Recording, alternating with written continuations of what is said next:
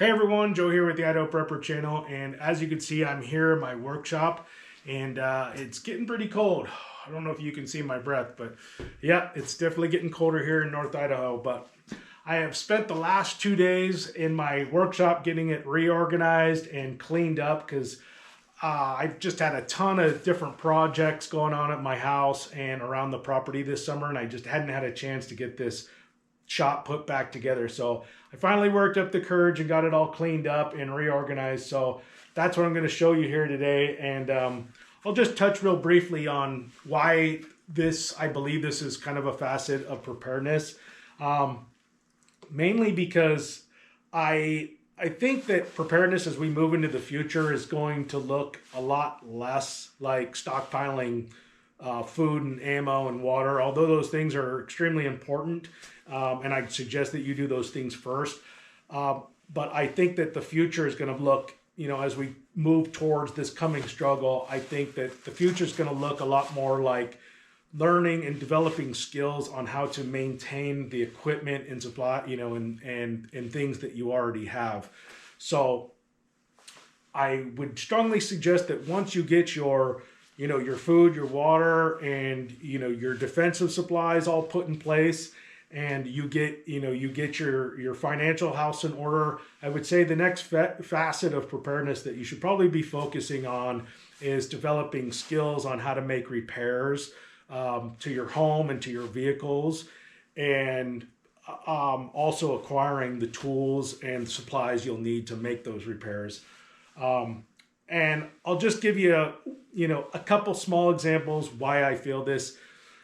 I'll try to keep it real short, but because this could easily turn into a rant. But basically, where we are as a country, I think we have a failing infrastructure. To put it bluntly, we have a failing infrastructure, and we don't have a lot of people going into the trades that are required to maintain that infrastructure. So, for instance, you take plumbing. The average age of a plumber in America right now is 65 years old. We're already seeing the stress when in all these different industries, when you need somebody to come out to make the repairs, there's like a 2 or 3 week wait period. And then if somebody does show up, the performance probably isn't there, and it's really expensive. So just right there in itself is a pretty clear indication, at least to me, that preparedness is going to look a lot like about us figuring out and developing skills to take care of this stuff on our own.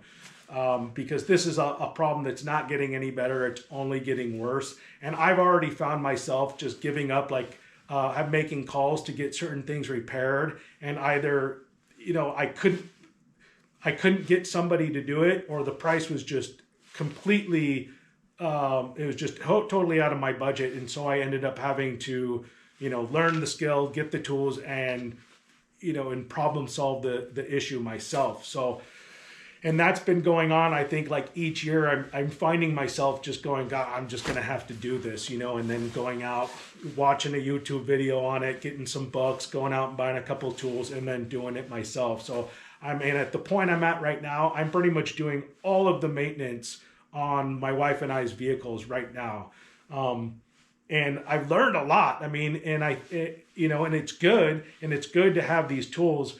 But it's just, not to get too doom and gloom, but I definitely think that it's something that the future is going to look a lot like. It's just kind of every man for himself, and just taking care and maintaining the supplies that we do have. So, my advice is be a low time preference person. Don't be a high time preference person.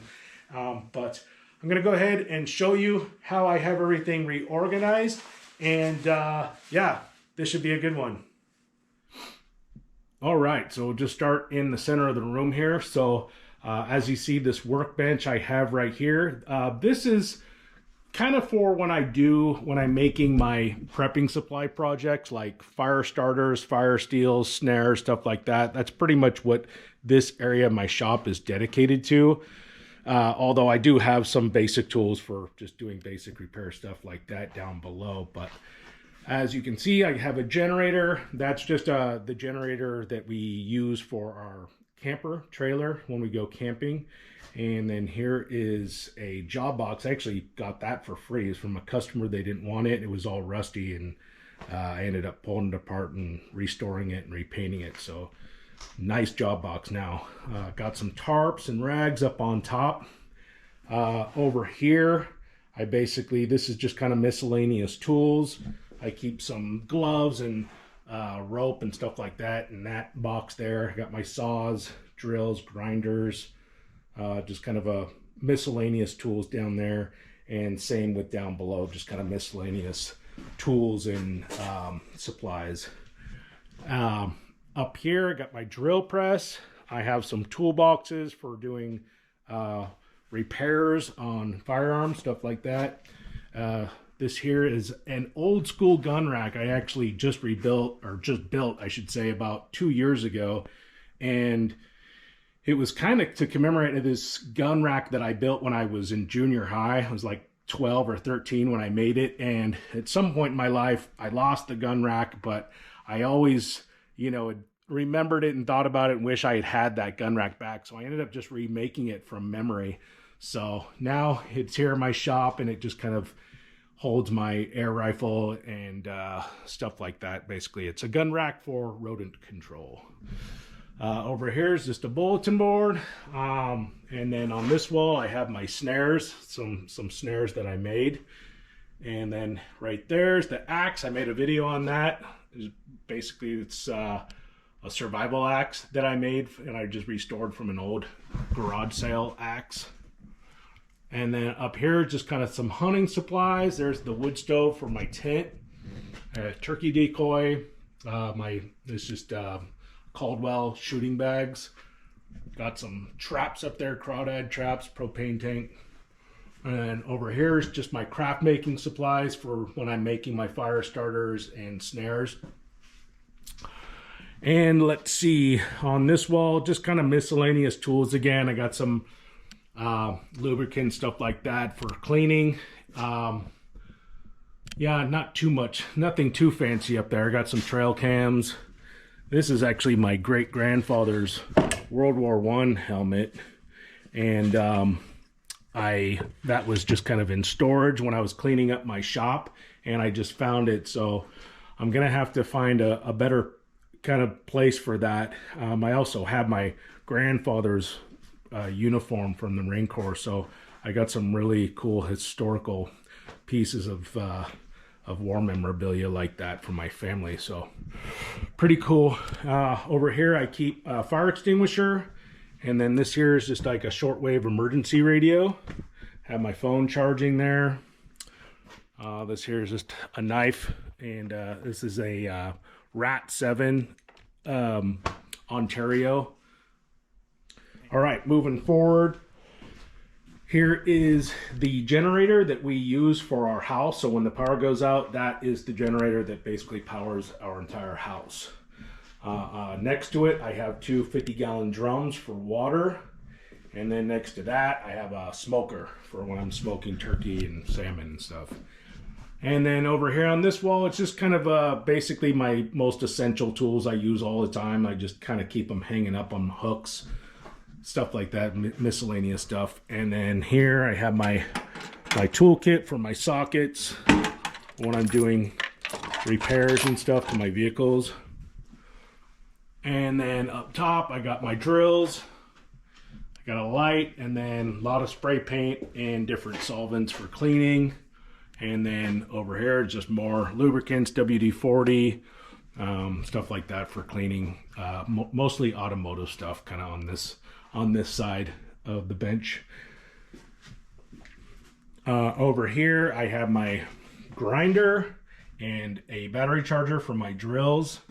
Got a Bluetooth radio in here for when I'm working. Let's see, this is just a shop light right here. This is the cable I actually make my snares with. I just keep it on this spool here, and this is basically the workbench.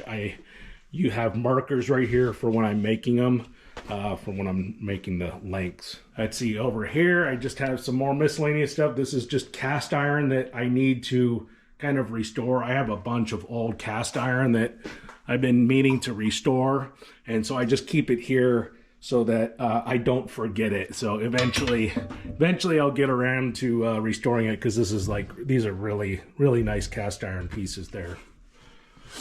And then here is actually a steel cooking tripod that I can make my, I can hang the cast iron from. And then here's actually, believe it or not, an old gold pan I found at a garage sale. So I'm probably just going to leave that as. I'm not going to restore it, just kind of keep it like that. It's kind of neat. And then up top here, I keep all my fishing bowls and fishing rods. They used to actually be on this wall, but I just figured that wall was made better use having shelves. So that's pretty much where I keep all my fishing rods. I have another cast iron pot there. Here's just my shop robe.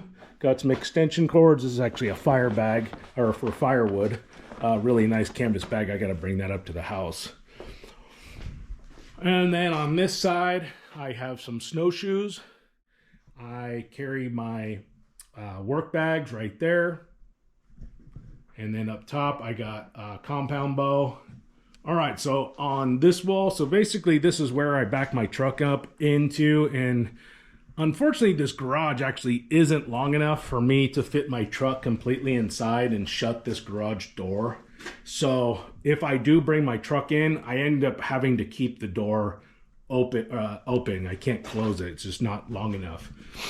So we have put in some foundation footings outside to extend this garage and make it longer so my truck can fit in there. But for now, I just kind of keep my ATV in here and the wood splitter. So on this wall here, I kind of made this shelf originally so that I could kind of put basic camping supplies and emergency supplies on this shelf. So that way, if there was an emergency, I could just back my truck in and then get up onto the tailgate and just load this stuff straight into the back of my truck and then be gone real quick. So that was kind of the original purpose for this shelf.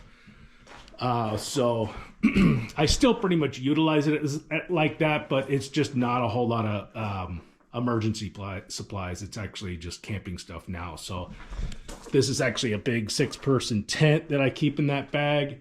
Over here, I got some camping supplies, and this is more camping supplies here. Got a water tank up there. That's actually a 5-gallon bucket that's full of soap and hygiene products.